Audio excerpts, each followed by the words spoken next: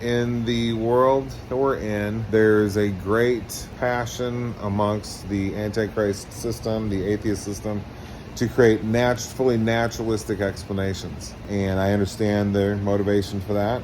But there's so many situations where theological explanations are what the logic, the philosophy, and the science leads to.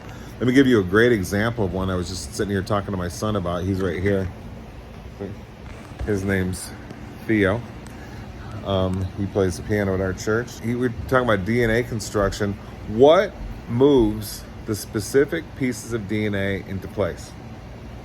That's a really interesting question. Have you ever watched some of this stuff on time-lapse, or I guess it's time-lapse on YouTube? It's like, what's moving these pieces around? You watch cell replication and DNA, chromosome replication and so forth, and it's kind of like gravity. You see the ball fall and you kind of get used to it and don't think much about it when you're in your daily life. But what's making that ball move down? Now, we're told gravity, and so nobody questions it and everybody just automatically believes it. And somebody like me coming along and saying, hey, what is the force? Do we have Isaac Newton's explanation of a mystical energy field, a magical energy field that we can't see, that's pulling A to B? Is that really a good explanation? So when you watch chromosome replication and so forth, I mean, I'm not a scientist, so forgive me if the terminology is not exactly right, but I just looked up and got an AI rundown on the explanation for how the pieces, I'm talking about the amino acids that construct DNA, how do they get into position to form this incredibly complicated, so there's a hive of DNA replication going on in everybody's body right now, just with unbelievable precision, unbelievable complexity.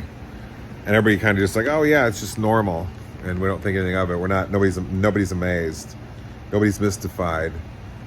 These are, I think, considered negative emotions in typical scientific setting. I disagree. I think they're emotions that lead the mind into increased perspective, heightened logical analysis, elevated philosophical capacities, and better ways of actually seeing. So anyway, that's a side point. So anyway, all the explanations that we were looking at in this AI explanation for how the pieces of the amino acids of DNA strand get into position, they basically all say it's a random process where you get the certain pieces fit just right, and they just bump into each other and form it. And I'm thinking, that doesn't work. That's not the explanation. That's a theory, nice theory. I'm being sarcastic. But that would take too long, and it would be too imprecise. And it's not what you see when you watch this stuff on these videos on cell replication and so forth, and chromosomal replication. You don't see any forces at work at all. It's like when you drop the ball, you don't see anything doing it, just falls. What's making it happen? I know you're all told gravity, and you believe in the mystical energy field that nobody can explain. And anybody who thinks the graviton's been discovered, you really should look into that. It's really, I think, just be honest, it's not good science. They're looking at television snow, and it blips, and they say, oh, there's the graviton. Well, that's not good science. Anyway, some of this stuff's hard to believe that actually exists. The analysis is so poor. So anyway, what moves the pieces of the DNA into position for DNA replication? And the answer to that is God. Why is that not a reasonable, good, philosophical theory on what's moving the pieces of the DNA strand into place during DNA replication? It's a reasonable point to say, in philosophical terms, there's a supernatural creator that's simply moving the stuff into position. Now, yes, more analysis would need to be done if you really want to get some kind of logical proof, for lack of better words, or some kind of more robust analysis that proves this point. Sure.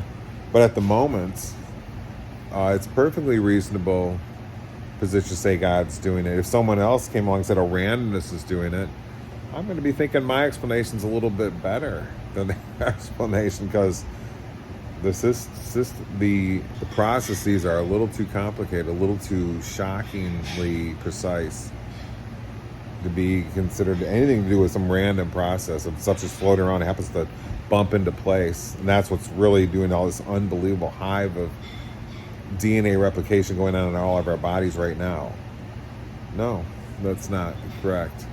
So God being the cause is a better theory right now, philosophically speaking, is a way better theory. And I'd like to make the further claim that I think that I would say at the moment, DNA replication, not knowing what is making the DNA pieces move into place, I'm going to say that does prove God exists. Cell replication is simply without known causes. We were looking up one thing in the AI answer, and it said there's a propulsion system that certain amino acids had. And I'm like, oh, great. So there's propulsion. They can move around, decreasing the randomness, whatever, so to speak, some degree.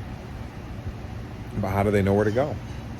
If they have propulsion, how do they know if they're supposed to go this way, that way, that way? And the answer is the same problem. What's making them all go into the right positions? And the answer to that is simply the all-powerful supernatural creator that's making everything go into its position at every moment. There's only one cause of everything, and that is God. There's an infinitude of effects, and there's one cause, and that is God, Christ, the occasionalistic, omnipresent, supernatural, all-loving, infinite sacrifice creator. And the whole reason this reality exists is because of his perfect plan to save this reality, to reconcile all things to himself, Colossians 1:20. And this is not known to the world. The world thinks that reality is about pleasures and entertainment and stuff. I get, it's been going on through time, but reality is actually about God's plan of love for the omni-salvation, Acts 3:21, reconciliation of all things to God.